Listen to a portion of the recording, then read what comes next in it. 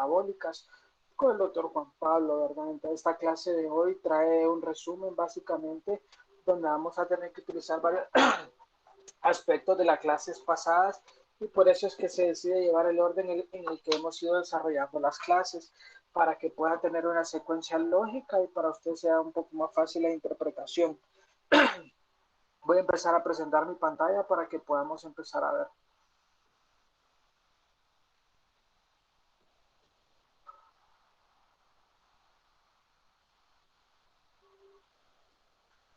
Bueno, las cardiopatías valvulares. Recuerdo mucho todo el problema que me daba a mí poder comprender bien lo que eran las cardiopatías valvulares cuando estaba en mi proceso de formación y agarrar Harrison y leerlas no era de lo más bonito que podía pasar. Me recuerdo que tenía que dedicar mucho tiempo a comprender estas patologías para poderlas comprender realmente y poderlas entender, mejor dicho. Pues el objetivo de la clase es hablar de lo que son las valvulopatías que afectan el corazón izquierdo, tanto la estenosis, que representa básicamente la incapacidad para poderse abrir de forma correcta de una válvula, y la insuficiencia, que representa la incapacidad para cerrarse por completo de una válvula que en determinado momento debe estar cerrada. Es una patología importante. En Guatemala todavía vemos muchos pacientes que se presentan con enfermedades de etiologías valvulares. Es mucha la cantidad y es con mucha frecuencia que encontramos pacientes con valvulopatías que llegan a la emergencia. El problema que tenemos es que no tenemos la facilidad de llevarlos a un tratamiento quirúrgico de inmediato, pues obviamente son cirugías muy complicadas y deben ser más que todo programadas. Y bueno, hay una gran cantidad de demanda quirúrgica en lo que es una Unicar, que es el único hospital que se encarga de esto, pero también hay una en lo privado el precio es muy alto. Entonces, estas personas realmente que lo que hay que hacer es manejar el tratamiento sintomático mientras llega la oportunidad de ser operados. Este cuadro epidemiológico es bien interesante porque la principal causa en países como nuestro de enfermedad valvular sigue siendo la enfermedad reumática. Y este cuadro lo representa, como podemos ver aquí, la carga global de la enfermedad cardíaca reumática, donde vemos que la prevalencia de casos a partir de 2003, entre más pequeño el círculo, menor cantidad de prevalencia, entre más grande el círculo, mayor cantidad de prevalencia. Pero asimismo vemos también que a medida que cambian los colores, desde verde hay una disminución en la prevalencia en los últimos 20 años y en rojo hay un aumento. Preocupa que nosotros estamos en un color que tiende a ser anaranjado o amarillo, con un aumento que va del 5 al 10%. Si vemos lo que es Centroamérica, entonces en Centroamérica una de las principales causas, y en nuestro país Guatemala sigue siendo la enfermedad reumática, definitivamente, a diferencia de lo que pasa en el sur asiático o en el norte de África, donde la prevalencia es mucho más alta y hay países que son sumamente endémicos, pero nosotros estamos en el medio. Entonces significa que tenemos que conocer de valvulopatías y poder hablar de estas con claridad. Este es un gráfico del libro de texto y también utilizamos las guías de valvulopatía para que ustedes tengan un conocimiento más apropiado. Lo primero que tenemos que hablar es que hay una única válvula cardíaca que solo tiene dos orejuelas. El resto tiene tres valvas o orejuelas. Las válvulas cardíacas tienen dos funciones. La primera es separar las aurículas de los ventrículos y esa función la cumple la válvula tricuspidia que separa la aurícula derecha del ventrículo derecho y la válvula mitral que separa la aurícula izquierda del ventrículo izquierdo. Entonces es importante ver la forma anatómica que tiene la válvula mitral, que solo tiene dos orejuelas, y la válvula mitral es una de las enfermedades valvulares que vamos a hablar el día de hoy. Y las otras son las semilunares, que son las válvulas que separan el ventrículo derecho de la arteria pulmonar y el ventrículo izquierdo de lo que es la aorta. Entonces, como vemos, la válvula aórtica tiene tres valvas y la válvula pulmonar también tiene tres valvas. Entonces, es importante que reconozcamos la anatomía valvular. Veamos otra cosa muy interesante aparte de la anatomía, es la hemodinamia. Para que una válvula cardíaca como esta, al llenarse la aurícula izquierda y la sangre se acumule al interior de la aurícula izquierda, pero para que la sangre pueda pasar de la aurícula izquierda al ventrículo izquierdo a través de esta válvula, la presión diastólica de la aurícula izquierda debe ser igual a la presión diastólica del ventrículo izquierdo. Si esas presiones no son iguales, no hay forma de que podamos vencer por fuerza de presión y abrir esta válvula. Lo mismo pasa cuando el ventrículo izquierdo se va a vaciar hacia la aorta y posteriormente a la circulación sistémica. Hay un flujo de sangre que debe llenar el ventrículo izquierdo. Una vez que el ventrículo izquierdo está lleno, debe alcanzar una presión que debe ser similar a la presión que existe en la aorta. Si no la alcanza, no hay forma de que la fuerza al interior del ventrículo debe ser mayor para que puedan impulsar estas valvas y que se puedan abrir. Entonces, eso es la hemodinamia y veámoslo acá. La aurícula izquierda tiene una presión en su interior que va desde 2 hasta 10. Entonces, para que esta pueda abrirse, debe llegar por lo menos a 10 para que pueda equiparar la presión que existe al interior del ventrículo izquierdo.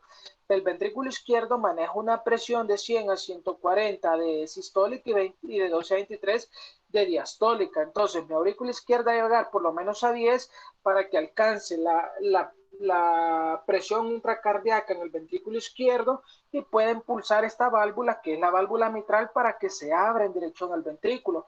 Pero si la presión en mi ventrículo es mayor que en mi aurícula, no va a poderse abrir esta válvula en este sentido. Entonces, lo mismo pasa para que esta válvula, que es la válvula aórtica, se abra y salga la sangre del ventrículo hacia el callado aórtico. Mi presión en el ventrículo izquierdo debe superar la presión diastólica de la aorta. Entonces, por lo menos debe ser de 100 a 140 para que tenga fuerza para abrir y pueda vaciarse la sangre hacia la aorta. Este es lo que vamos a ver, corazón izquierdo, la sangre que pasa de la aurícula al ventrículo y del ventrículo a la aorta para pasar a la circulación sistémica. Pero lo mismo pasa en las cámaras derechas. Debe alcanzar mi aurícula derecha una presión similar a la diastólica del ventrículo derecho para que se pueda abrir, miren, esta válvula pulmonar hacia el ventrículo. Y a la vez el ventrículo debe alcanzar una presión de la misma, por lo menos diastólica, sistólica igual o mayor a la diastólica de la arteria pulmonar para que pueda abrirse la válvula pulmonar. Y así es como funciona la hemodinamia del corazón. Las presiones arteriales deben ir siendo graduales conforme va avanzando la sangre al interior de las cámaras cardíacas. Bueno, la anatomía, la hemodinamia es importante y también la localización anatómica para la hora de hacer el examen físico. Esta diapositiva es bien importante. El único foco que logramos auscultar en el lado derecho del corazón es el foco aórtico, o sea, estamos auscultando esta válvula de acá, miren, porque es la válvula aórtica. Entonces, cuando nosotros auscultamos en el corazón, debemos, en busca de una patología valvular, debemos ir y examinar los 5 focos cardíacos que existen. Entonces, no solo es poner el esteto en una parte del corazón y decir tiene o no tiene un soplo cardíaco. Tenemos la obligación de ir a auscultar los 5. ¿Por qué? Porque si usted quiere saber si existe una patología en la válvula aórtica, o sea, en esta que está acá, usted tiene que ir a auscultar entonces el foco aórtico, que se localiza en el segundo espacio intercostal, en el borde paraesternal y derecho propiamente del esternón.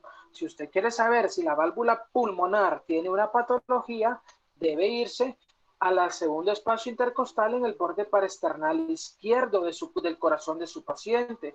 Pero si usted lo que quiere es examinar la válvula tricuspidia o la válvula mitral, se debe ir más abajo. Y justamente en lo que es el cuarto espacio intercostal, en el borde paraesternal izquierdo, está el foco tricuspidio para que usted pueda detectar patologías de la válvula tricuspidia. Y si quiere ver el mitral, se debe ir a lo que se denomina latido de punta y escuchar en este sentido, que se localiza, como hablábamos ayer, en la línea medio clavicular, más o menos entre el cuarto y el quinto espacio intercostal.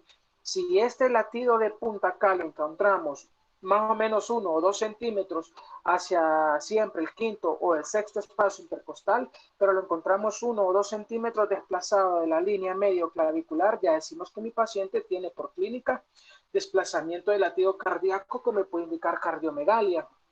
Pero entonces, si yo quiero escuchar y evaluar la válvula mitral, debo irme al foco mitral que se localiza en la línea media clavicular izquierda a la altura del quinto espacio intercostal. Y existe uno que es el accesorio o foco de Earp, como dice acá, que se localiza en medio del pulmonar y el tricuspidio, se llama accesorio y permite evaluar las cámaras derechas. Si este se localiza en el segundo espacio, que es el pulmonar, si el tricuspidio se localiza en el cuarto, que es el tricuspidio, entonces el de Earp se localiza en el tercer espacio intercostal, siempre en el borde paraesternal izquierdo. Entonces ustedes tienen que saber evaluar cada foco cardíaco porque si ahí hay un soplo o ahí hay un sonido que no es característico, es el que nos va a ayudar a saber que mi válvula está o no está enferma. Entonces, por eso les hablo un poco de examen físico.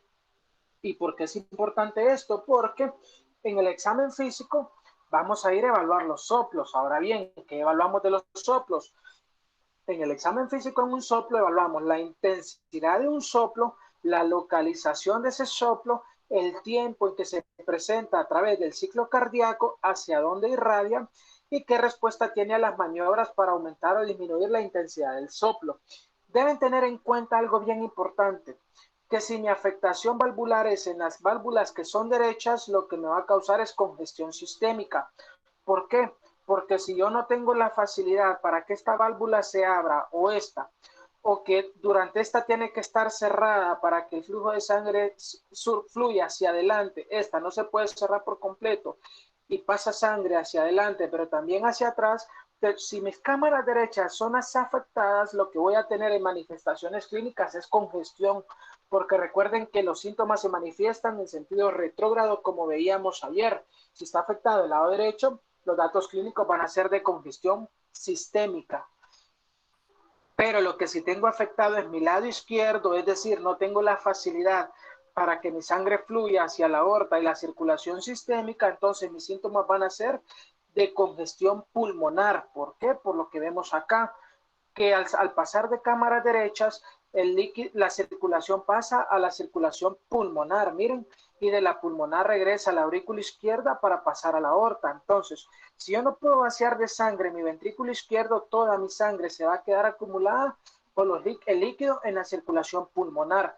Por eso, si mis valvulopatías son derechas, las manifestaciones clínicas que van a ser mi paciente es de congestión sistémica, y si mi valvulopatía es izquierda, la manifestación clínica que va a ser es congestión pulmonar.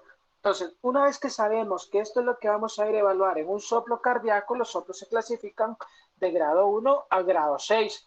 Grado 1 es aquel sople que es muy tenue, que se oculta solo con maniobras especiales, por ejemplo, la maniobra de Pachón, la maniobra de Rivera Carballo, que son diferentes maniobras que podemos utilizar para auscultación cardíaca y ustedes deben conocerla.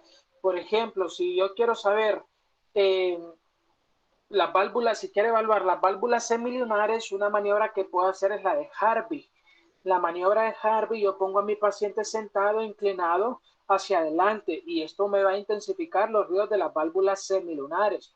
Por ejemplo, si yo quiero evaluar la válvula mitral, puedo utilizar la maniobra de Pachón. Acuesto a mi paciente en decúbito lateral izquierdo y esto aumenta o intensifica los ruidos en mi válvula mitral. Pasa con frecuencia. La vez pasada los estudiantes estaban evaluando un paciente, doctor, pero yo no le escucho que sopla. Hice maniobra de Pachón, lo acosté del lado izquierdo a mi paciente y intensificó en gran manera el soplo y ahí ya lo pudieron ocultar. Si ustedes quieren evaluar la válvula aórtica o tricuspidia, les puede servir la maniobra de Rivera Carballo. Le piden al paciente que haga una inspiración profunda y que mantenga el aire al interior del tórax. Esa es la de Rivera Carballo y les intensifica la válvula aórtica o tricuspidia. Entonces, por ejemplo, y esas son las maniobras que podemos utilizar en los pacientes para ver cámaras, válvulas semilunares, la de Harvey, inclinados al frente, Pachón para válvula mitral y la de Rivera Carballo para maniobra de para la válvula aórtica. Eso es importante que lo sepan porque el soplo grado 1 es aquel soplo que se presenta generalmente de forma muy tenue, no es fácil auscultarlo y se ausculta solo con maniobras especiales.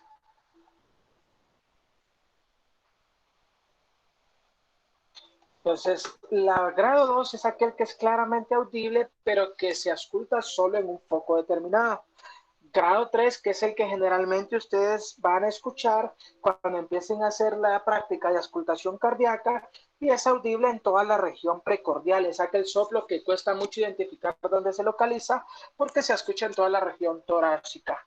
Ahora bien, hasta ahí es el grado 1, 2 y 3. Del 4 al 6 la característica es que ya tiene frémito. Entonces, si el 1 es poco, el 2 es más o menos, y el 3 es audible, pero sin frémito. Del 4 al 6 ya son aumentando en intensidad lo ruidoso que son, pero ya llevan frémito. El grado 4 es ruidoso con un frémito palpable. Ustedes le palpan la zona del foco cardíaco que quieren evaluar y sienten el frémito. El grado 5 ya retumba. Es un soplo muy ruidoso que también tiene frémito y estos lo podemos escuchar aún con el estetoscopio inclinado sin ponerlo en contacto completo con la piel, ya lo podemos auscultar. Y el grado 6 es aquel que usted ya suele acostar a la par del paciente, ya lo pueden auscultar. Entonces, cuando ustedes describan un soplo, deben describirlo así. Es un soplo de tal intensidad que se localiza en tal foco, que aparece en tal tiempo en el ciclo cardíaco, que se irradia hacia la axila, hacia el cuello, y responde a maniobras de auscultación cardíaca, como la de Harvey, como la de Carballo, Rivera Carballo, o como la de Pachón. Así lo deben describir lo que es la semiología del soplo cardíaco. Luego de haber auscultado una patología del soplo, ustedes tienen indicación o no de hacer un ecocardiograma. Los ecocardiogramas están indicados para todo aquel paciente que presente un soplo grado 3 de 6 o aquellos soplos que son diastólicos. Todo soplo diastólico debemos pedir un ecocardiograma. Si no tenemos mayor información en el ecocardiograma, debemos pedir un transesofágico. Obviamente, en el paciente que sospechemos patología cardíaca, debemos ir a buscar todo esto. Vamos a hacer un electrocardiograma para ver si tiene crecimiento ventricular izquierdo que nos explique por qué la valvulopatía, que haya tenido datos de infarto o de fibrilación auricular. Pues si están pensando en un corazón muy grande con falla cardíaca, ya vimos ayer los péptidos, hay que ir a pedirlo. Y si no hay información, evaluamos a través del cateterismo cardíaco la funcionalidad de las válvulas cardíacas. Cuando hablamos de intensidad está claro que del grado 1 al 6. Cuando hablamos de localización está claro en qué foco. Cuando hablamos de irradiación está claro que hacia dónde se extiende y cuando hablamos de respuesta a maniobra ya hablamos de las maniobras.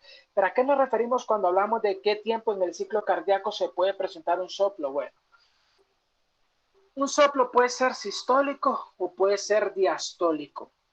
¿Qué determina que un soplo sea sistólico?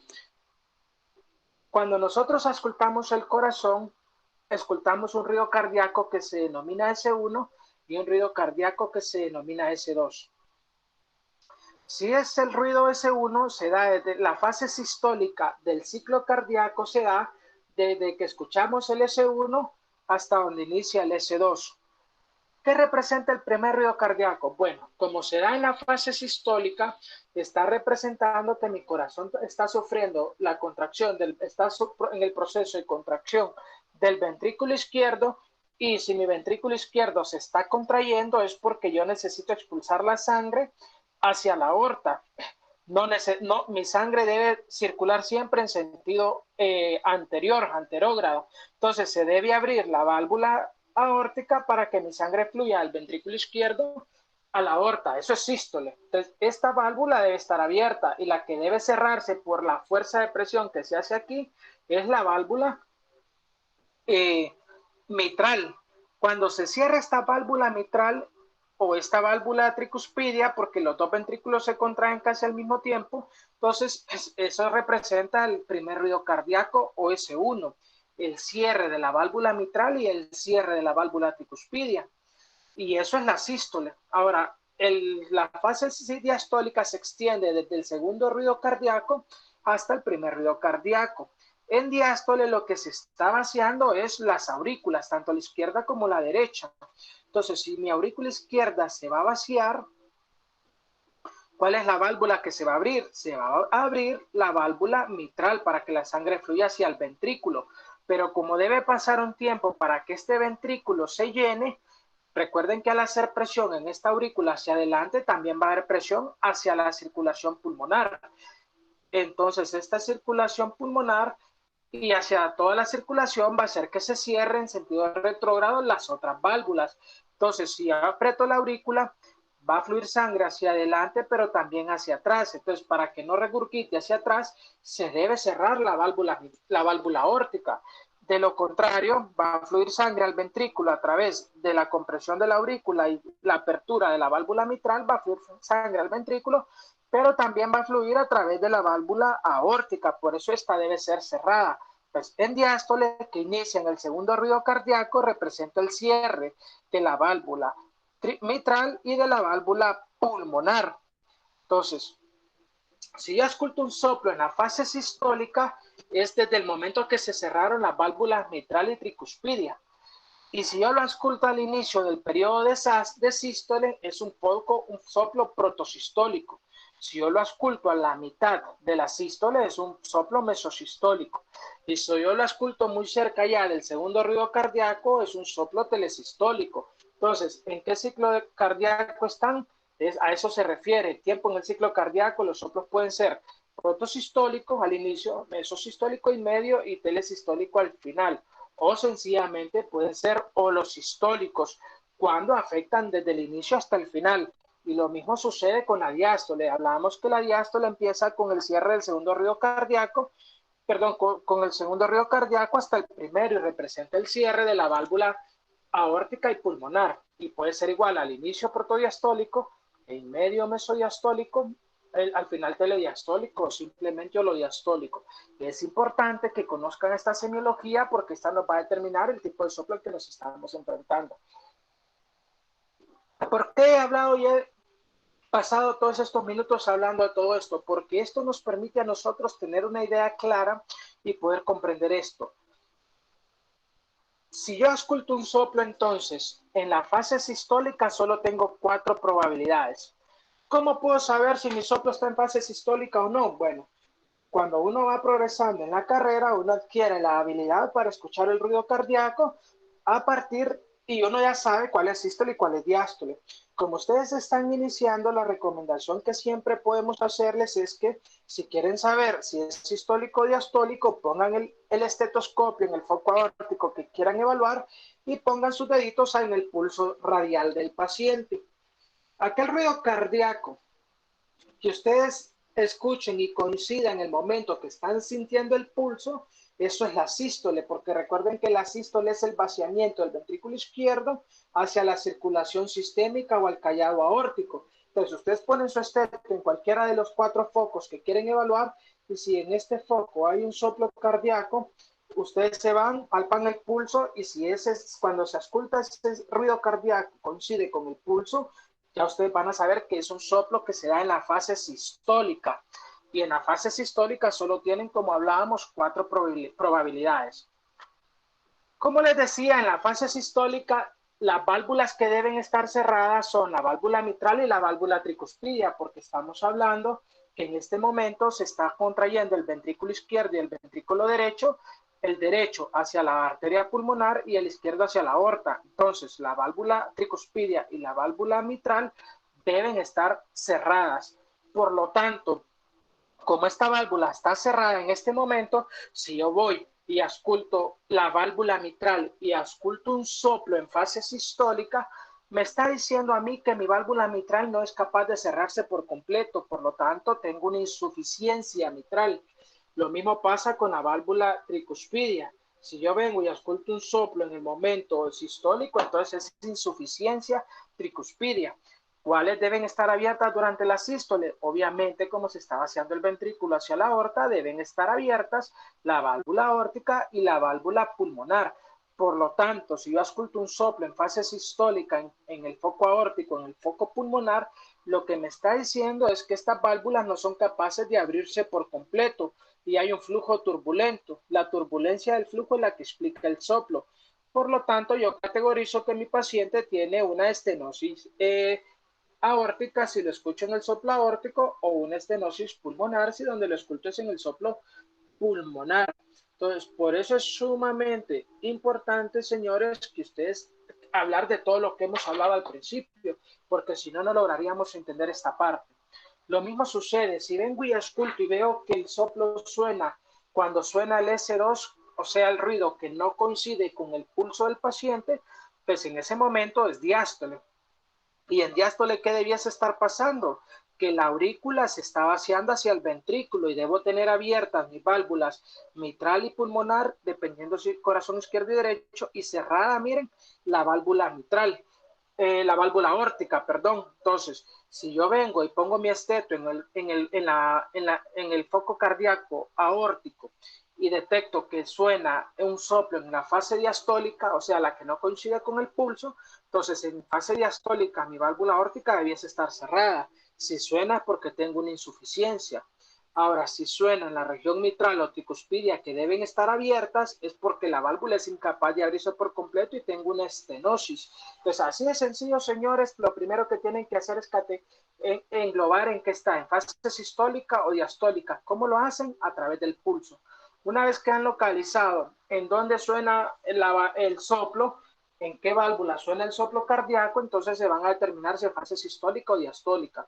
Si esa válvula, y de acuerdo a la fase en que esté el ciclo cardíaco, ustedes van a poder identificar cuáles deben estar abiertas y cuáles deben estar cerradas, ¿verdad? Entonces es fácil, solo tienen 8 probabilidades en general y en cada ciclo cardíaco solo tienen 4. Y con lo que les expliqué les debiese quedar un poquito claro. Ahora vamos a hablar propiamente de cada una de las patologías y veamos acá lo que es la estenosis aórtica. El corazón derecho se vacía hacia el ventrículo derecho y de aquí sale a la circulación pulmonar. El corazón izquierdo, a través de las venas pulmonares, entra la circulación a la aurícula izquierda. Durante la diástole, la aurícula izquierda se vacía al ventrículo izquierdo. Cuando está lleno la presión en el ventrículo izquierdo, se debe abrir la válvula aórtica. Pero en la estenosis aórtica, la válvula aórtica es incapaz de abrirse por completo. Dependiendo el grado en que se abra o que no se abra, va a ser la severidad del cuadro. Pero aquí queda reflejado claramente. Miren, se llena el ventrículo izquierdo, de la aurícula pasa muy bien porque la válvula se abre bien, pero el ventrículo izquierdo ya no pasa a la aorta porque la válvula no se abre. Eso es estenosis aórtica. Hay 3 causas generales y más importantes. Pacientes ancianos, la principal causa es estenosis aórtica senil o válvula aórtica calcificada. Es el 30% de los pacientes que se presentan con una enfermedad de la válvula aórtica arriba de los 65 años. La otra causa principal es estenosis aórtica congénita. Cuando empezábamos, yo tuve la intención de presentarles cuáles válvulas son, que son 3 válvulas, que son la pulmonar y las semilunares, que es la aórtica y la pulmonar, tienen 3 válvulas. La única que solo tiene 2 válvulas es la mitral. Doctor, pero ¿y eso para qué me lo presentó? Para esto, señores, porque la principal causa de enfermedad aórtica de origen congénito es cuando la válvula es bicúspide, es decir, en vez de tener 3 válvulas, se fusiona esta línea de acá de estas 2 válvulas y forman esta línea de acá, perdón, de estas 2 válvulas y forma prácticamente estas 2 válvulas se convierten en una única válvula cardíaca y ya solo queda con 2 válvulas. Esta se vuelve doble, esta doble se vuelve una porque se fusionan por esta línea y esta queda solita. Entonces, en vez de tener 3, ya solo quedan 2 válvulas cardíacas. Y eso es la principal causa congénita de estenosis aórtica. Y por supuesto, lo que habíamos hablado, que en nuestro medio sigue siendo muy frecuente, es la valvulopatía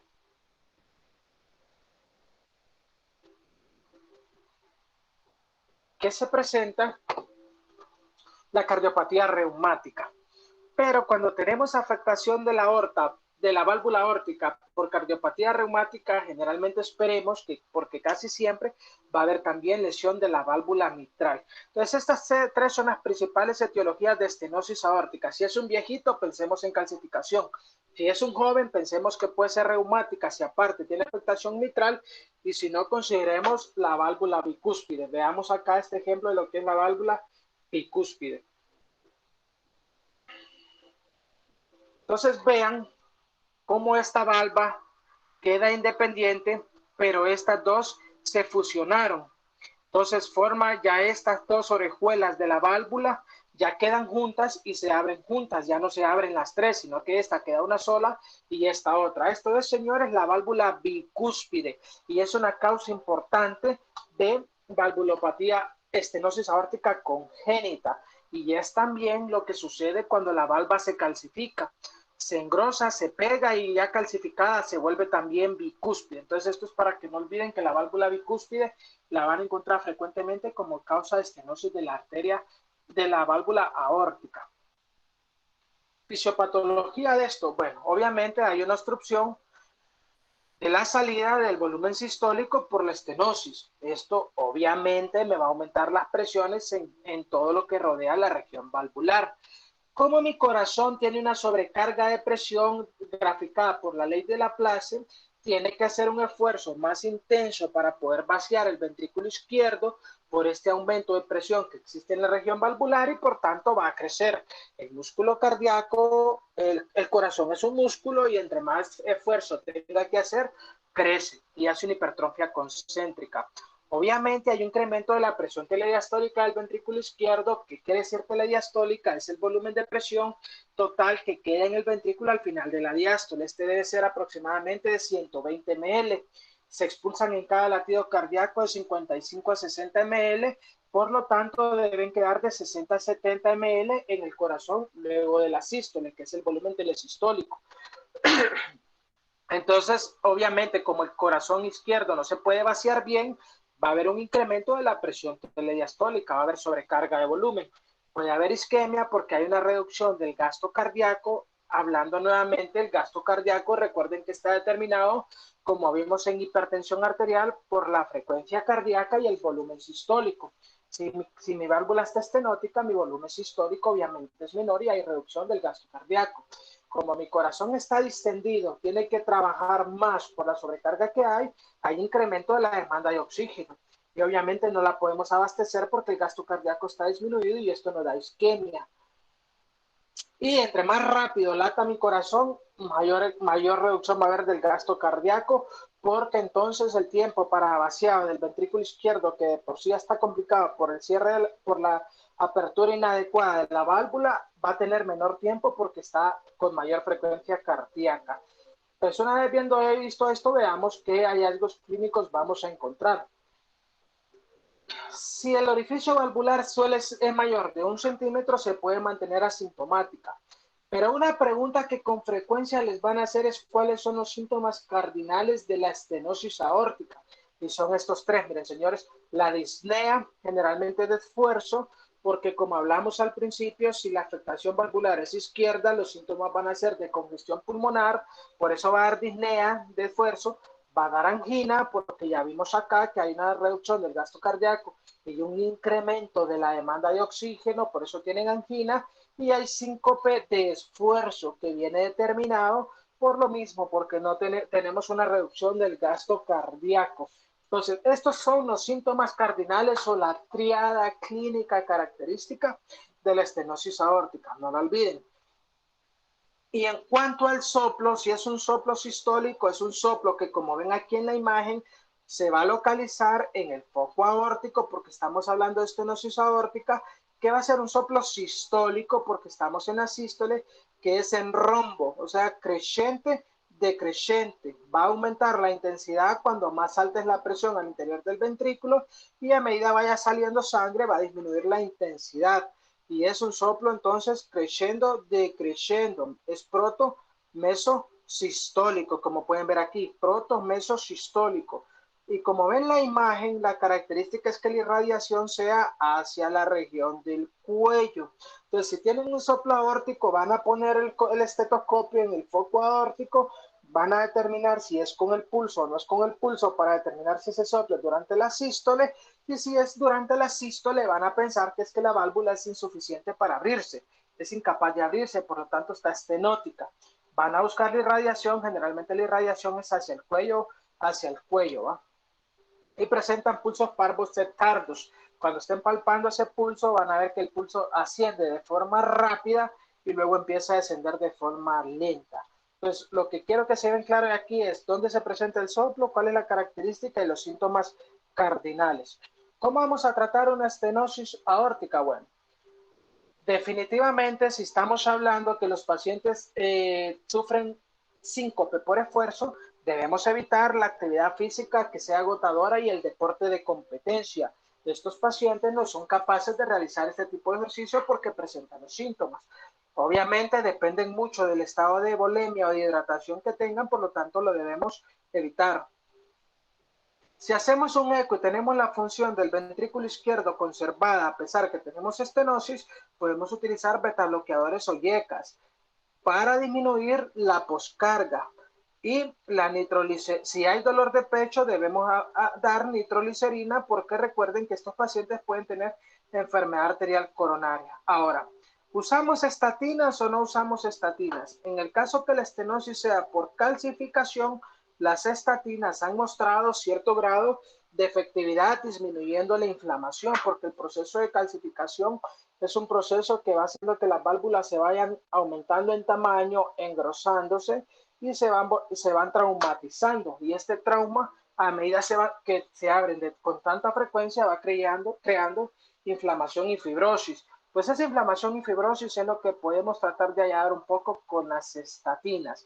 Y por último, pues obviamente el tratamiento quirúrgico cuando el paciente los síntomas no resuelvan con betabloqueadores o yecas, ni con estatinas, ni con nitroglicerina, cuando nos comprometan el gasto cardíaco con una FEBI menor al 50%, y cuando uno hace ejercicio, lo que uno debe tener como medida compensatoria es que haya un aumento de la presión arterial.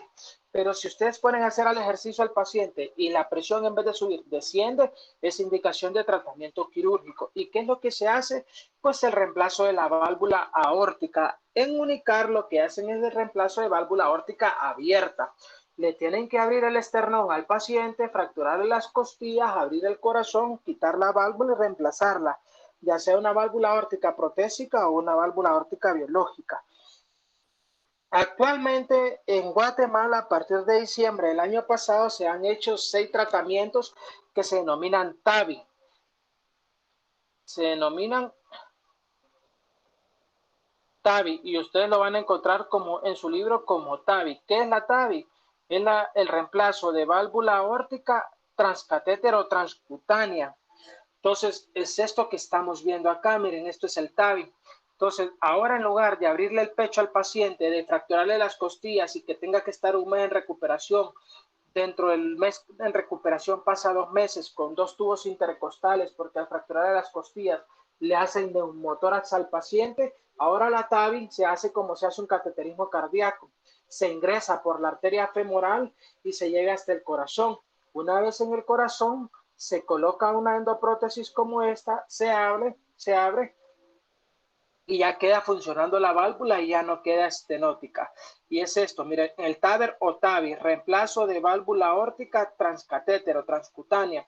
Esto a los 2 días los pacientes se van para la casa. En Guatemala se acaba de hacer en diciembre del año pasado las primeras 3 y ahorita en mayo las siguientes 3. Y solo llevamos 6, cuesta 400,000 quetzales el procedimiento, pero obviamente hay mucha gente que prefiere esto ya que no va a tener que pasar todo el proceso crítico que pasa durante la cirugía y el mes de recuperación, porque la recuperación es inmediata, y sobre todo que hay pacientes que por edad ya no son candidatos a una cirugía de corazón abierto.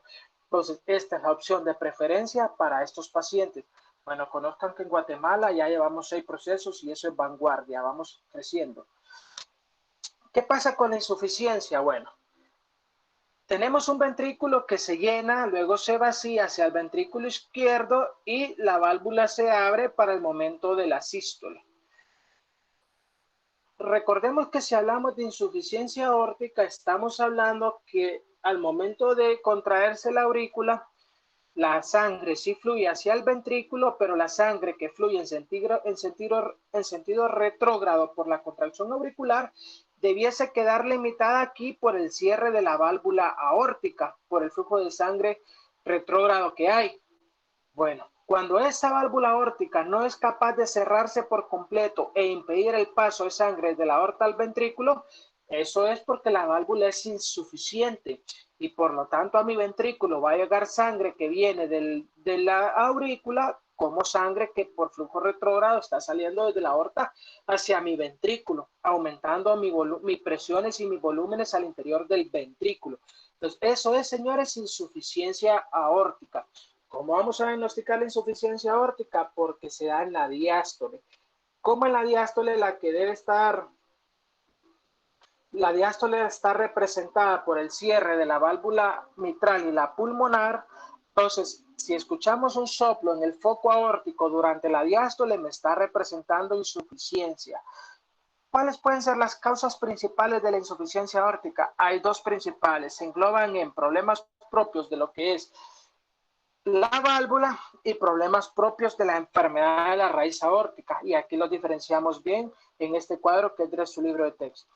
¿Cuáles pueden ser las causas valvulares propiamente? Las congénitas, como la válvula aórtica bicúspide, ya vimos el ejemplo atrás, la endocarditis infecciosa, miren señores, que me llega y coloniza estas válvulas y forma vegetaciones. Si forma vegetaciones aquí, esta válvula al momento de cerrarse ya no es capaz de cerrarse porque hay un cuerpo extraño que impide su cierre completo. Por eso la endocarditis es causa. La fiebre reumática, ni hablar, aunque la fiebre reumática afecta más la válvula mitral, también puede afectar, como ya hemos hablado anteriormente.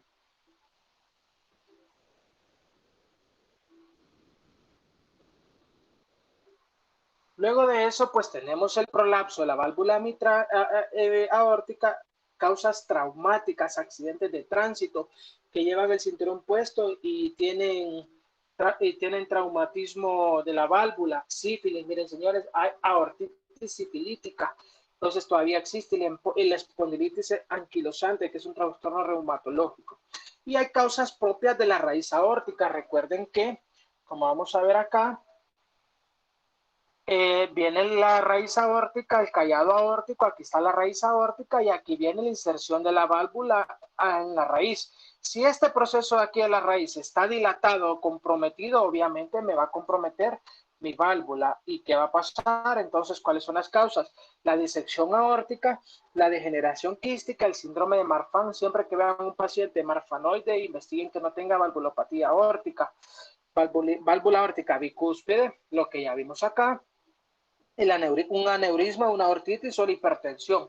Todo lo que pueda dilatar o enfermar la raíz aórtica me puede repercutir en la válvula y causarme insuficiencia aórtica. De todas las válvulas, semiológicamente la que a mí más me gusta es esta porque tiene infinidad de síntomas y signos que podemos evaluar para confirmar el diagnóstico. Si vamos y ponemos el estetoscopio en la válvula aórtica, y vemos que hay un soplo que coincide con la fase diastólica, es decir, que no coincide con el momento en que palpo el pulso, yo ya sé que en diástole mi válvula aórtica debe estar cerrada. Si ahí sopla es porque mi válvula aórtica tiene una insuficiencia. Eso es lo primero que vamos a ir a ver. Y luego vamos a buscar estos signos clínicos. Hay un incremento en la presión diferencial, obviamente producto de que están llegando, la aorta varía sus presiones, tanto con la vaciada del ventrículo izquierdo como con la sangre que le llega desde la aurícula. Está el pulso de Corrigan, que es un pulso alternante. Cuando ustedes están tocando el pulso, ven que es un pulso saltón que asciende y también desciende y se presenta por afectación de la válvula aórtica en insuficiencia. Tenemos el signo de Quincke, que ya lo vamos a ver, que yo lo he visto en pacientes en la emergencia cuando los vamos a buscar. Tenemos el signo de Müller. ¿Qué es el signo de Müller? El signo de Müller es el desplazamiento de la úvula. Le piden al paciente que haga una apertura ocular, ven la región de la úvula y ven que la úvula con cada latido cardíaco se moviliza. tenemos el signo de Landolfi, que es el signo de Landolfi, es con cada latido cardíaco hay una contracción del iris ocular. Eso es el signo de Landolfi, de la pupila. Entonces, signo de Müller es el movimiento de la úvula. Signo de Landolfi es la oscilación de la pupila con cada latido de cardíaco. El signo de Muset, que ya lo vamos a ver, y tenemos el signo de Hill. El signo de Hill es el que nos permite saber si la insuficiencia aórtica ante la que estamos es severa o no. ¿En qué consiste? Que vamos a ver diferencia de presiones entre lo que es la presión de los brazos con respecto a la presión de las piernas o extremidades superiores e inferiores, siendo mayor la presión de las piernas y cuando es más de 60 milímetros de diferencia que encontramos entre la presión de los miembros inferiores con respecto a los miembros inferiores, decimos que tiene signo de Hill. El soplo pleural de Duroschies es un soplo de tipo oscilatorio que se ausculta cuando ustedes tienen a su paciente y detectan que tiene insuficiencia aórtica, se van a evaluar la región femoral, le ponen el estetoscopio en donde pasan las arterias femorales y lo presionan. Van a encontrar al presionarlo un soplo oscilatorio y esto es el soplo crural de Duroschies. O también cuando ponen el esteto van a encontrar un ruido cardíaco en estampida y este es el doble tono crural de Traube. Pues cuando hablamos es un poco difícil comprenderlo, pero por eso se los traigo gráficamente para que los puedan entender. Y vamos a empezar viendo lo que es el signo de Quincke. Entonces, veamos el signo de Quincke. Ahorita vamos a ver lo que es el signo de Quincke.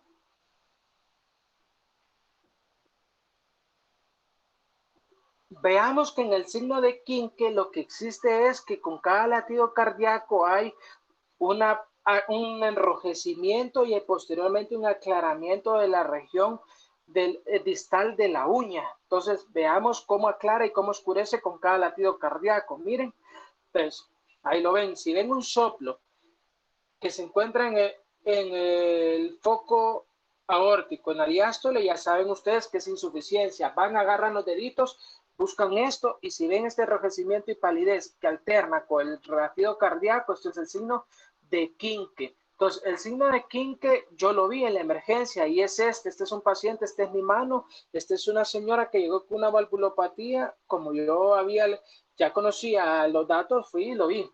Entonces, miren, le busqué las uñitas y miren.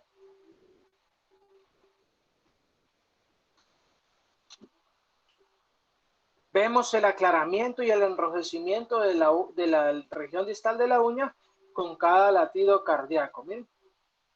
Signo de Quincke. Eso es una paciente que evaluamos en emergencia. Pues, ¿qué otros datos clínicos tenemos? Bueno, el signo de Muset, lo que van a ver ahorita es movimientos oscilatorios de la cabeza con cada latido cardíaco. Veámoslo.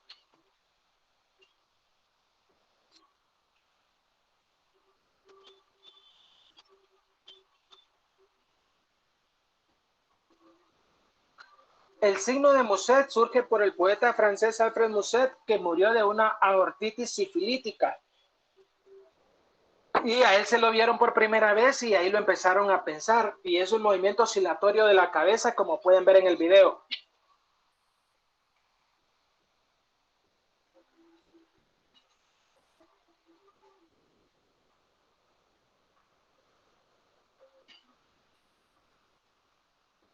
Y por último, hablamos del de Landolfi, que es contracciones pupilares que coinciden con el latido cardíaco. Veamos.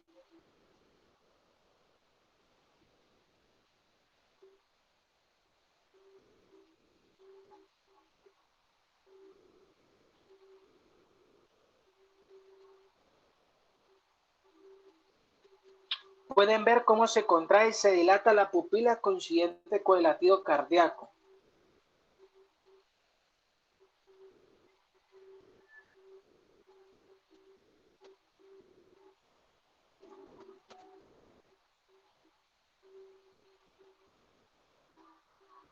Entonces, Por eso me gusta mucho la válvula aórtica, porque tiene toda esta semiología, el incremento en la presión diferencial, el pulso de Corrigan. De estos señores en su libro solo les habla de estos tres, miren, soplo crural de Dulce, doble tono crural de Traubé, pulso de Corrigan, pero nosotros les traemos todos estos para que los conozcan. El signo de Quincke, que ya vimos que es el aclaramiento y enrojecimiento de la uña, el signo de Müller, que es la U, la que se mueve en movimientos oscilatorios como con cada latido cardíaco, el de Landolfi, que es la pupila que acabamos de ver, el de Moset, que es el movimiento oscilatorio de la cabeza, como vimos, el signo de Hill, que es el único que nos predice severidad de la insuficiencia aórtica, cuando hay más de 60 milímetros de mercurio de diferencia entre la presión de los miembros inferiores y la presión de los miembros superiores. Entonces, tómelos en cuenta, es muy rica semiológicamente. El soplo es un soplo, como ya hablamos, diastólico, es decreciendo, que se ausculta mucho mejor en el foco de air y en expiración forzada. Recuerden que hablábamos que la maniobra de Rivera Carballo les permite a ustedes, que es la inspiración y expiración forzada, les permite a ustedes evaluar la válvula aórtica. Y el soplo de Austin Flynn, que es un soplo musical que se irradia la región axilar en estos pacientes, es apoyo semiológico.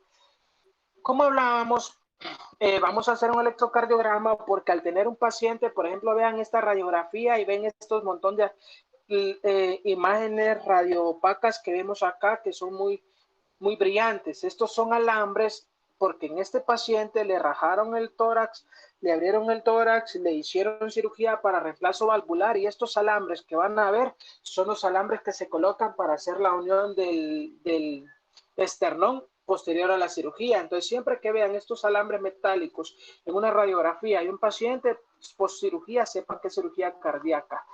¿Qué vamos a ver? Vamos a ir a hacer un electrocardiograma para lo que ya hablamos, ver hipertrofia de ventrículo izquierdo, la sobrecarga que podemos ver o desviación del eje. Importante, como el ecocardiograma lo tienen que hacer como vimos al inicio en todos los soplos que sean diastólicos y todos soplos que sean a partir del grado 3, como vimos justamente acá, el ecocardiograma en soplos grado 3 y soplos diastólicos o continuos, pues por supuesto que si tenemos una insuficiencia aórtica, que el soplo va a ser diastólico, tenemos que ir a hacer un ecocardiograma. Vamos a ir a buscar la morfología de la válvula o la raíz aórtica, que nos permita saber cuál de las etiologías es, porque recuerden que existe etiología valvular y etiología de la enfermedad de la raíz aórtica. Y por supuesto la radiografía de tórax. Volviéndoles a hablar nuevamente, si lo que está comprometido es las válvulas del corazón izquierdo, lo que vamos a tener es congestión pulmonar, como vemos en esta radiografía. Tratamiento médico agudo. Bueno, en estos pacientes lo que va a haber es una sobrecarga de volumen. Entonces lo que tenemos que ir a ver es liberar la precarga y liberar lo que es la poscarga. Fácil, ¿cómo? Lo vimos cuando estábamos hablando de falla cardíaca, la precarga la disminuimos con los diuréticos y la poscarga la disminuimos con los vasodilatadores. Aquí, señores, están contraindicados los beta bloqueadores y el balón de contrapulsación en fase aguda. Pues no podemos utilizar un paciente con insuficiencia aórtica, no le vayan a dar beta bloqueadores, como vimos que en la estenosis, vimos bien que ahí podíamos usarlos, beta bloqueadores y ECAS si la función del ventrículo izquierdo está conservada en la estenosis. Pero en la insuficiencia, estimados, no vayan a utilizar beta bloqueadores ni balón de contrapulsación. Ya ayer les puse el caso de cómo se utiliza el balón de contrapulsación. Esas dos medidas en insuficiencia no se pueden utilizar porque disminuyen gasto cardíaco y empeoran los síntomas. Si es crónica, pues podemos utilizar beta bloqueadores, sobre todo si estamos pensando en pacientes con síndrome de Marfan o aquellos pacientes que tienen disección aórtica. Recuerden que cuando vimos hipertensión y vimos emergencias hipertensivas, vimos los síndromes aórticos agudos y vimos que en los síndromes aórticos agudos debemos bajar la presión abajo de 120 de una vez y debemos bajar la frecuencia cardíaca abajo de 70. Por eso en ellos utilizamos beta bloqueadores cuando ya es crónica. El objetivo es mantener la presión arterial sistólica abajo de 140. Siempre seguimos utilizando vasodilatadores y diuréticos y siempre evitar los ejercicios isovolumétricos, ¿verdad, señores? Si los síntomas no mejoran con lo que hemos hablado, la fe menor de 50 y hay una dilatación bien marcada del ventrículo izquierdo, con una dimensión telediastólica mayor a 65, es decir, al final de la diástole, mi ventrículo izquierdo mide más de 65 milímetros en ecocardiografía, yo debo ir a reemplazar esa válvula, lo normal es 40. Y hago el reemplazo valvular. La cirugía es igual, va, señores, dependiendo de lo que esté afectado. Por ejemplo, si es la raíz aórtica, yo vengo y quito la parte que está dilatada o afectada y yo utilizo una prótesis que me permite después conectar la salida de las ramas coronarias y mi funcionamiento vuelve a ser el normal. Más o menos este es el reemplazo valvular que se hace, para que lo tengan en cuenta. Bueno, ahora hemos hablado de la aorta. Ahora vamos a hablar de la otra válvula izquierda. ¿Cuál es? La válvula mitral. Y vamos a empezar también, como hablamos en la aorta, de la estenosis. Si volvemos al primer cuadro, la válvula mitral durante una fase sistólica debe estar cerrada y durante una fase diastólica debe estar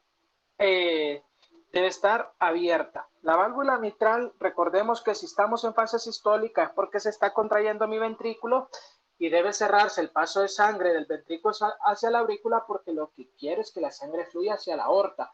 Por lo tanto, en sistole mi válvula mitral debe estar cerrada. Al contrario de en la diástole se está vaciando mi aurícula hacia el ventrículo, por lo tanto mi válvula mitral debe estar abierta. Entonces, tomándose en cuenta, si yo voy a ir a ver una estenosis, representa que durante la fase de vaciamiento de la aurícula, mi válvula es incapaz de abrirse. Y recuerden que en la diástole debe estar abierta. Entonces, si yo ausculto un soplo en el foco mitral que coincide con el pulso o con la diástole o con el sístole, entonces estamos hablando que mi válvula mitral está cerrada. Entonces, mi válvula mitral es insuficiente. Pero si yo vengo y ausculto un soplo en la región mitral durante la diástole, mi válvula es insuficiente para abrirse. Entonces, si yo vengo, pongo el esteto sobre mi corazón y busco el foco mitral y veo que no coincide con el pulso, yo ya sé que ese soplo es diastólico. Y si está sobre la válvula mitral, en diástole, mi válvula mitral debiese estar abierta. Si no se abre, es porque tengo una estenosis. Entonces, como lo vemos aquí, se llena la aurícula, se trata de vaciar durante la diástole, pero no lo logra hacer porque mi válvula está estenótica, como vemos acá, miren, a diferencia de lo que sucede con normalidad. Se llena la aurícula, se abre la válvula mitral y pasa la sangre al ventrículo. Como aquí está cerrada por una estenosis, no pasa.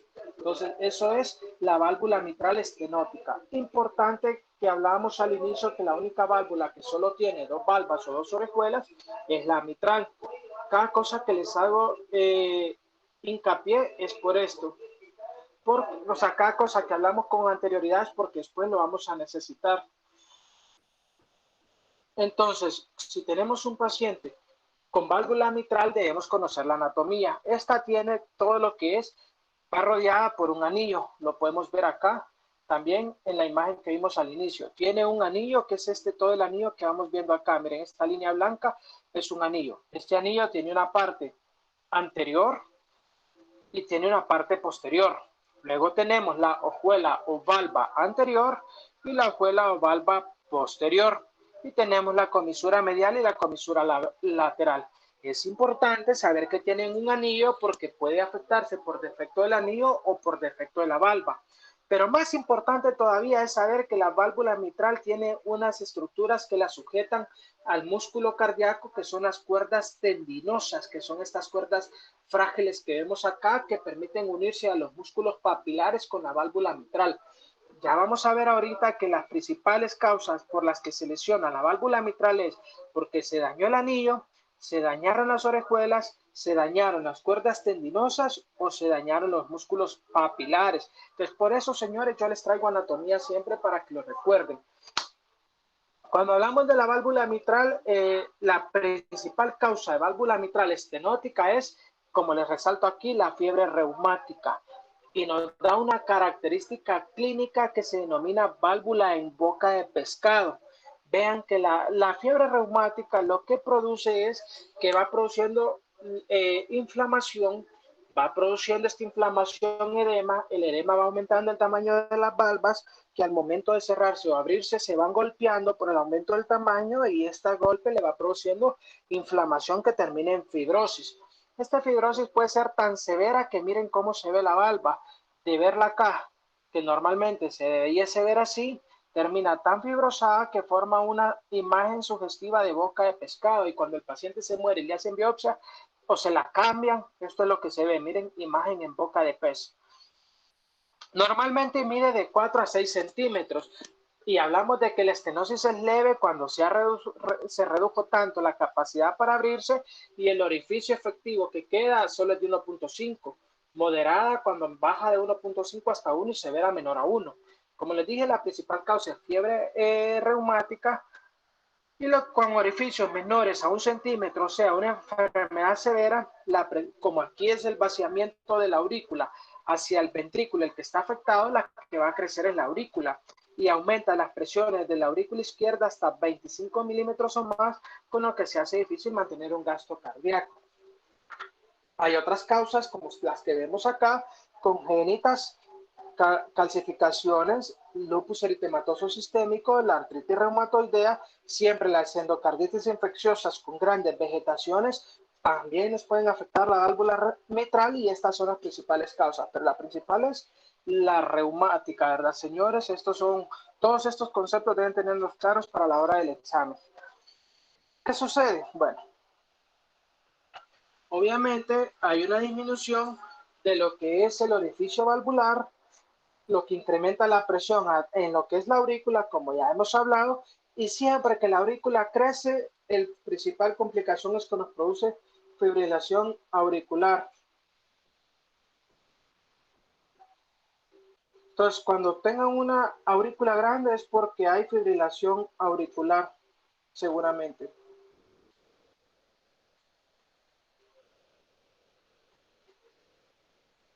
Luego de eso, obviamente hay un incremento de la presión transvalvular y descenso del flujo, igual a como pasaba en la aorta. Hay una disminución del gasto cardíaco, y por supuesto que lo que nos lleva a un aumento en la presión retrógrada de la aurícula izquierda. Como vimos en un inicio, y por eso se lo mencionaba, si la sangre no puede fluir de mi aurícula izquierda hacia el ventrículo, ¿hacia dónde va a fluir? Hacia mi circulación pulmonar, ¿verdad, señores? Entonces, por eso, cuando hay una estenosis aórtica importante, hay un incremento de la presión en los capilares pulmonares que me va a terminar produciendo un edema pulmonar. Esto me va a dar lugar a una hipertensión pulmonar, y cuando esta hipertensión pulmonar y todos los procesos que afectan la circulación pulmonar terminan por afectarme el corazón derecho, se denomina estenosis mitral con tricuspidización. Recuerden que cuando hablábamos de falla cardíaca hablábamos de un concepto que se denomina cor pulmonar. Y les decía y les hice el hincapié ahí que cuando el cor pulmonar es cuando mi corazón derecho se daña por una enfermedad propia pulmonar. Y les mencionaba en color verde que si mi problema es pulmonar derecho se debe a problemas en el corazón izquierdo, entonces no es cor pulmonar. Y en este caso, cuando la estenosis mitral me produce afectación de la válvula del corazón derecho, se llama estenosis aórtica con tricuspidización. Miren, obviamente es un proceso retrógrado, el aumento del nivel de la aurícula, me aumenta el nivel en la circulación pulmonar, me causa hipertensión, y esto me afecta las cámaras derechas, por supuesto. Algo muy importante que tenemos que tener acá es que generalmente estos pacientes se presentan entre la cuarta década de la vida, aunque sea enfermedad reumática, y se mueren. Miren, muchachos, en 2 a 5 años se mueren si no hacemos nada. Obviamente va a haber fibrilación auricular, por lo que hemos hablado al inicio, que crece la aurícula. Hay émbolos pulmonares porque forman coágulos al interior de la aurícula dilatada, pero algo muy importante y que la única valvulopatía que lo produce es la hemoptisis. Miren, señores, cuando le llega un paciente con hemoptisis y ustedes escuchen un soplo cardíaco, piensen desde ya que es una estenosis de la válvula mitral. Es la única válvula que les da hemoptisis porque hay aumento de la presión en los capilares pulmonares, se rompen y le dan hemoptisis. Ahora veamos esta imagen. Produce con frecuencia trombos y émbolos. Esta es la aurícula izquierda que ya está dilatada porque la válvula mitral no se puede abrir mucho. Hay un aumento de la presión aquí, por lo que mi aurícula izquierda va creciendo y se dilata, y esta dilatación forma mucha ectasia. El flujo sanguíneo al interior de la aurícula se vuelve turbulento, se vuelve tásico y permite la formación de trombos. Estos trombos son los que nos van a dar lugar a la formación de émbolos que van a cerebro, que van a riñón, que van a páncreas, que van a hígado o a las extremidades. Entonces, hay mucho embolismo secundario a estos trombos que se forman en la estenosis mitral. ¿Qué hacemos? Ya les había contado yo que la maniobra de Pachón consiste en colocar al paciente en decúbito lateral izquierdo y esto nos permite aumentar la intensidad de los soplos que se presentan en el foco mitral. Generalmente el primer ruido es brillante o puede estar acentuado por el soplo. La sístole suele ser normal porque recuerden que este va a ser un soplo que se presenta en diástole y puede haber un chasquido de apertura. Si mi válvula está así de fibrótica, va a haber un chasquido de apertura que cuando mi válvula mitral trate de abrirse, presenta un chasquido de apertura. El soplo es un soplo en retumbo y es mesodiastólico, o sea, empieza a la mitad de la diástole hacia el final y la estenosis mitral puede progresar a insuficiencia o daño del ventrículo derecho, como estábamos hablando, y obviamente si se daña mi corazón derecho, los síntomas son de congestión sistémica, con hepatomegalia, con edema, con ascitis y derrame pleural.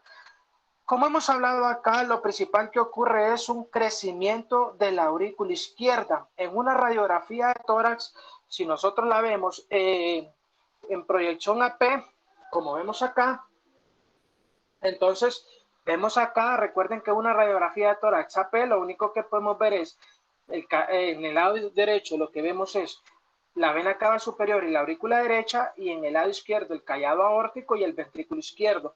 Entonces, si mi aurícula creció, lo primero que vamos a ver es que hay una horizontalización de la línea entre la aorta y el ventrículo. Miren, aquí va recto y no hay la curvatura normal que debe presentar acá. Ahora, si pedimos una lateral y le pedimos a ese paciente un trago de bario, vamos a ver esto. Miren, desplazamiento del esófago por el crecimiento auricular importante que hubo. Creció la aurícula y me desplaza mi esófago hacia atrás. Entonces, me da la imagen de compresión del esófago al pedir un trago de bario. Y en el EKG, por supuesto, vamos a ver crecimientos auriculares, ¿verdad? Ya sea crecimiento auricular, que el crecimiento de cámaras auriculares izquierdas se ve porque la onda P es bifásica o mellada, y el crecimiento de la aurícula derecha se ve porque hay una onda P que se denomina pulmonar con una altura mayor a 2.5. Entonces, si hay crecimiento de cámaras auriculares, hay que pensarlo. Este es tema de examen también, crecimiento auricular derecho, crecimiento auricular izquierdo. Entonces, si en la radiografía lo vemos como ya hablamos. ¿Cómo lo tratamos? Bueno, si tenemos sospecha de que hay estreptococo hemolítico beta del grupo A o fiebre reumática, lo que vamos a dar es tratamiento con penicilina que puede extenderse hasta 6 meses. Podemos utilizar beta bloqueadores o calcio antagonistas de la familia no dihidropiridílicos como el verapamil y diltiazem para disminuir la frecuencia cardíaca y más si tenemos fibrilación auricular. Si tenemos fibrilación auricular, debemos anticoagular para mantener un INR entre 2 y 3. ¿Por qué? Porque ya les dije que forman trombos. Si hay mucha formación de trombos y la FA es muy rápida, podemos cardiovertir, pero ojo, debemos tener a nuestro paciente anticoagulado para evitar que de forma desapercibida este paciente tuviese un trombo en la aurícula izquierda, lo cardiovertimos y liberamos ese trombo a la circulación y nos va a hacer microtrombos generalizados. Por eso les pongo aquí que para la cardioversión, ojo. Si nada de esto funciona, tratamiento quirúrgico. Ingresamos a lo que es la vena cava inferior que llega a la aurícula derecha, perforamos el tabique interauricular y llegamos hacia la aurícula izquierda.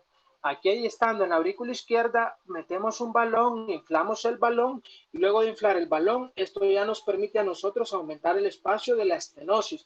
Y esta es la técnica de valvulotomía mitral percutánea con globo de Inao. Esto es Harrison, esto no lo hacemos en Guatemala todavía, aquí solo hacemos reemplazo de válvula mitral de forma quirúrgica, pero también para que lo conozcan. ¿Qué pasa en insuficiencia mitral? En la insuficiencia mitral estamos hablando de que la válvula mitral no es capaz de cerrarse cuando debe estar cerrada. ¿En qué momento se debe cerrar la mitral? En la sístole. Pues este soplo va a coincidir con el pulso. Mi ventrículo izquierdo se llenó, como vemos acá, se comprime para vaciarse hacia la aorta. Pero como mi válvula, y es lo que normalmente debe pasar, la mitral se cierra, mi ventrículo se contrae y expulsa la sangre a través de la válvula aórtica que se abrió hacia la circulación general. En la insuficiencia, mi válvula mitral permanece abierta durante la contracción del ventrículo. Miren, se contrae el ventrículo y la válvula está abierta. Miren, y fluye sangre hacia la aorta, pero también hacia la aurícula izquierda. Eso es insuficiencia. Entonces, repasando la anatomía, y aquí sí es importante que tomen en cuenta las cuerdas tendinosas y los músculos papilares, porque la principal causa de insuficiencia mitral aguda, señores, es la isquemia, el infarto agudo al miocardio, que nos va a producir ruptura del músculo papilar o ruptura de las cuerdas tendinosas.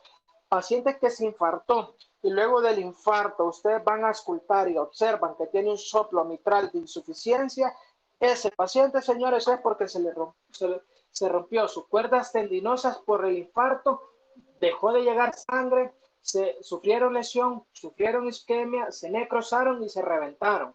O pasó lo mismo con los músculos papilares. Entonces, principal causa de insuficiencia mitral aguda, infarto agudo al miocardio, por lo que estamos hablando. Pero hay otras causas como las que pueden ver acá.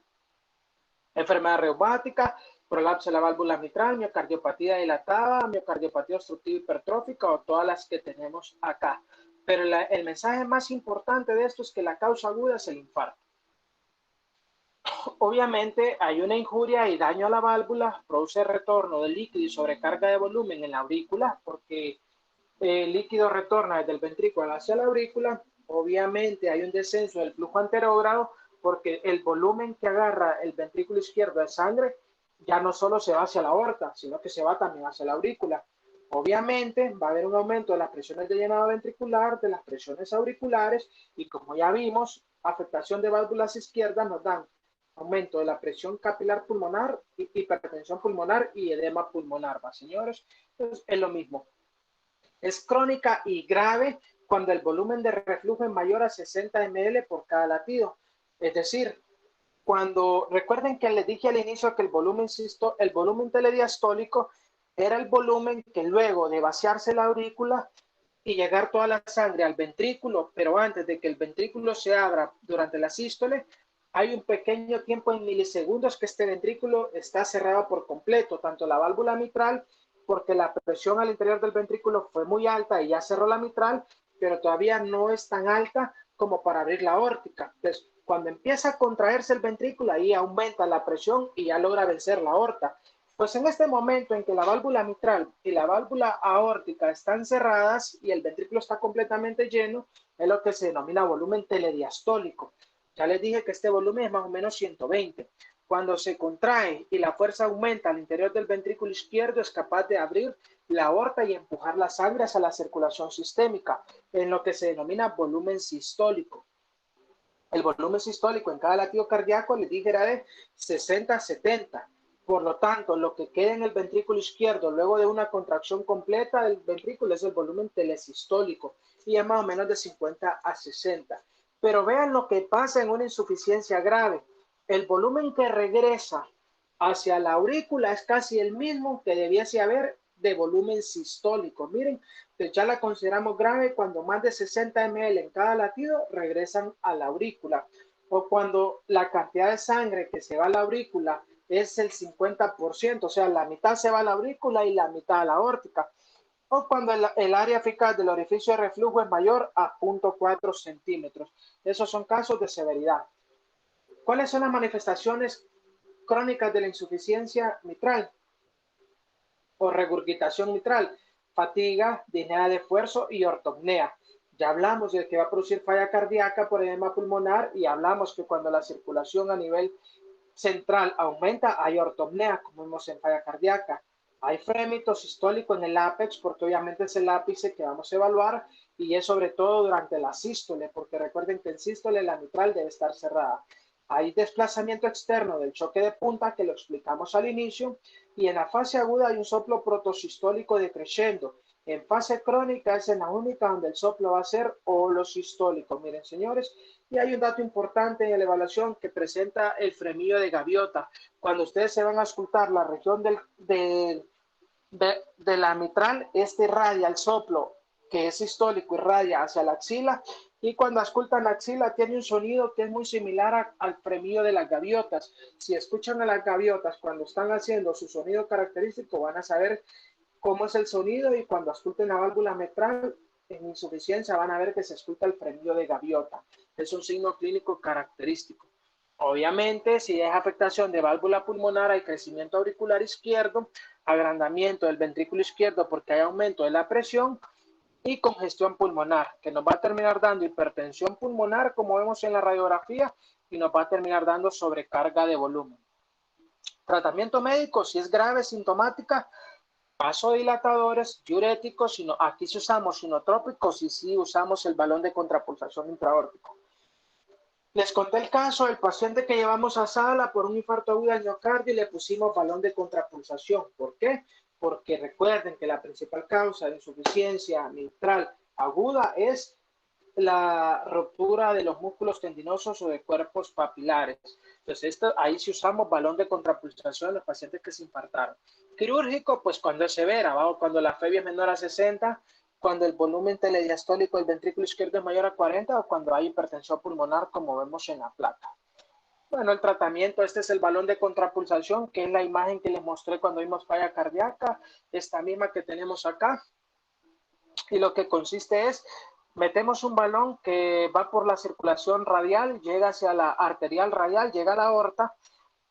Cuando llega a la aorta, lo inflamos para que durante la sístole permanezca desinflado. Entonces, en sístole se vacía el corazón y sale la sangre. En diástole, que recordemos que las arterias coronarias se perfunden durante la diástole, se infla para mantener por más tiempo el volumen durante la diástole. Y vean estas coronarias de acá, cómo se perfunden mejor al momento de inflar el balón. Entonces, por eso aquí vemos dos latidos. Y el primer latido es cuando hubo la contracción ventricular normal del ventrículo, y el segundo pico es cuando tenemos el inflado del balón, porque el balón se da durante la diástole y nos permite llenar mejor o perfundir mejor las coronarias, como podemos ver acá. Miren. Y bueno, básicamente, señores, esa es la clase de valvulopatías